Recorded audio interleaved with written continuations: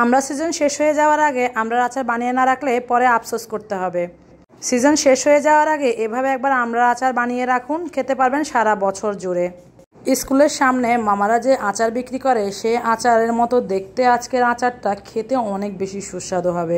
আর স্বাস্থ্যসম্মত কিনা সেটা তো বলার অপেক্ষা রাখে না। আমড়াগুলো প্রথমে আমি ধুয়ে নিয়েছি, ধুয়ে খোসা ছাড়িয়ে তারপরে টুকরা টুকরা করে নিয়েছি। খোসা ছাড়ানোর পরে ধুয়ে নিলে পানি থেকে যাবে, আচারটা নষ্ট হয়ে যাওয়ার সম্ভাবনা থাকবে। আমরা কেটে রেখে আমি একটা মশলা তৈরি করে নিচ্ছি। আলাদা করে আর পাঁচফোড়নের প্রয়োজন নেই। এখানে আমি জিরা, ধনিয়া, কালো জিরা, মেথি আর মিষ্টি জিরা এই সবগুলো 1 চামচ করে করে নিয়েছি। কালো জিরা একটু কম নিয়েছি, কালো জিরা বেশি দিলে তিতা লাগবে। সেটা খোলায় হালকা একটু টেলে নিয়েছি। তারপরে আমি বেশ কয়েকটা লাল মরিচও টেলে নিয়েছি, সেগুলো গুঁড়ো করে নিব। তারপরে মশলাটাকে আমি শিলপাটায় মোটামুটি গুঁড়ো করে নেব, একদম মিহি গুঁড়ো করতে হবে না, আধ ভাঙাচ্ছি, একটু বেশি ভেঙে নিতে হবে। একটু ঠান্ডা করে তারপরে আমি শিলপাটায় এগুলো গুঁড়ো করে নিচ্ছি। ব্লেন্ডারে চাইলে আপনি 1-2 সেকেন্ড একটু ঘুরিয়ে নিতে পারেন যদি শিলপাটায় করতে না চান। আমি এই যে 2 বার করে এভাবে একটু বেটে নিচ্ছি। এখানে পাঁচফোড়নের সাথে যা যা মশলা থাকে সব মশলা আমি দিয়ে নিয়েছি, তাই আলাদা করে আর প্যাকেটের পাঁচফোড়ন মশলা যেটা সেটা ব্যবহার করতে হচ্ছে না। আর যে মরিচগুলো আমি টেলে নিয়েছি সেগুলো একটু আধ ভাঙা করে নিচ্ছি। এই মরিচগুলো অনেক ঝাল, চেষ্টা করবেন একটু কম ঝালের মরিচগুলো ব্যবহার করতে, তাহলে বেশি করে মরিচও দেওয়া যাবে আর এটা খেতেও ঝাল কম হবে, খেতে ভালো লাগবে। তো আমি যতগুলো মরিচ গুঁড়ো করে নিয়েছি একটু আলাদা রাখছি, সবগুলো দিব না, সেজন্য যদি সবগুলো দিয়ে দিতাম তাহলে একসাথে মিশিয়ে নিয়ে নিতাম। তো মশলা আমার রেডি। এখন আমরা চলে যাচ্ছি মূল রান্নাতে। প্রথমে আমি এখানে 1 কাপের মতো তেল নিয়ে নিয়েছি, তারপরে 2টা শুকনা মরিচ একটু ভেঙে দিয়েছি। এখানে আমি 1 মুঠোর মতো আদা কুচি দিয়েছি। তারপরে আমি এখানে 2টা রসুনের কোষ কিছু কুচি করে আর কিছু আস্ত দিয়ে দিয়েছি। হালকা একটু নেড়েচেড়ে নিয়ে যে আমড়াগুলো কেটে নিয়েছিলাম সেগুলো দিয়ে দিলাম। এখানে কেজি 1.5 কেজির মতো আমড়া হতে পারে, কারণ 2 ডজন আমড়া থেকে 4টা আমরা খেয়ে ফেলেছিলাম, বাকি 20টা আমড়া এখানে আছে, তো ওজন আর করিনি। আর এই আন্দাজ করে আমি সব মশলাগুলো দিব। তেলের মধ্যে আমড়াগুলো কিছুক্ষণ একটু নেড়েচেড়ে নিচ্ছি, তারপরে স্বাদ মতো লবণ দিয়ে নিচ্ছি। কিছুক্ষণ ভেজে নিব যেন আমড়া থেকে যে পানির ভাবটা এটা একটু কমে যায়।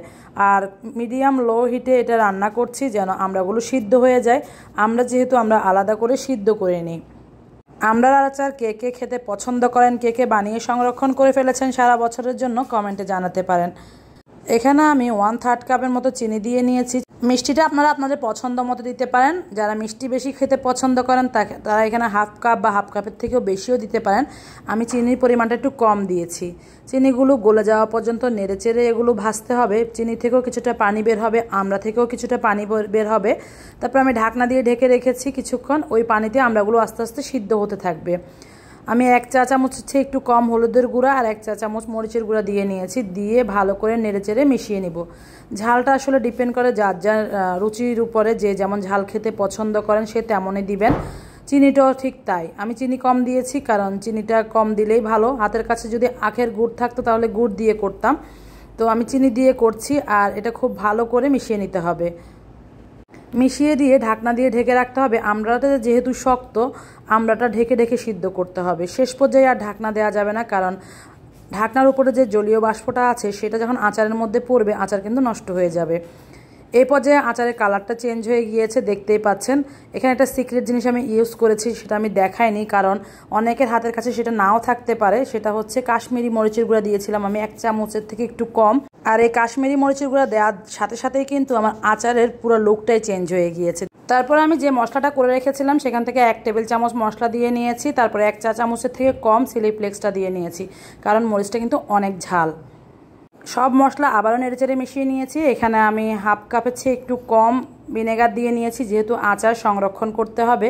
আর ভিনেগারটা দিয়ে আরও ভালো করে এটা রান্না করতে হবে। এভাবে করে রান্না করে আপনি ফ্রিজের বাইরে রোদে দিয়ে আচারটা রাখতে পারবেন বেশ অনেক দিন। আর যদি ভালো করে রোদে দিয়ে এরপর ফ্রিজে সংরক্ষণ করেন সারা বছর জুড়ে রাখতে পারবেন। কাশ্মীরি মরিচের গুঁড়া দেওয়ার কারণে আচারের লুকটা পুরো চেঞ্জ হয়ে গিয়েছে। আর এটা একদম ওই ভ্যানওয়ালা মামাদের আচারের মতো হয়ে গিয়েছে। এটা হচ্ছে পরের দিন। আমি পরের দিন আরও একবার আচারটা গরম করে নিচ্ছি, যেহেতু এটা আমড়ার আচার একটু শক্ত শক্ত। আরও কিছুক্ষণ চুলায় জাল করে আরও কিছুটা তেল দিয়ে তারপরে দেখতেই পাচ্ছেন এটার কালারটা কিছুটা কমে এসেছে আর একদম নরম হয়ে গিয়েছে। এটা এখনই খাওয়া যাবে, ভাতের সাথেও খাওয়া যাবে, এটা এমনিতেও খাওয়া যাবে। এখন রোদে দিয়ে দিয়ে এটা সংরক্ষণ করে রাখবো। আপনাদেরকে দেখিয়ে দিলাম। রেসিপি কেমন লেগেছে অবশ্যই জানাবেন। আমি বিদায় নিচ্ছি, সবাই ভালো থাকবেন। আল্লাহ হাফেজ।